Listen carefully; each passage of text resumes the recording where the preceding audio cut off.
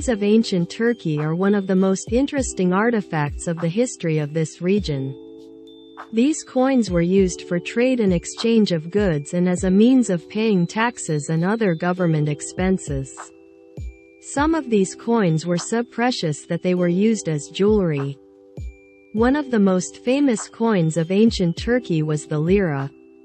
The lira was put into circulation in 1844 and had a denomination of 20 kurush.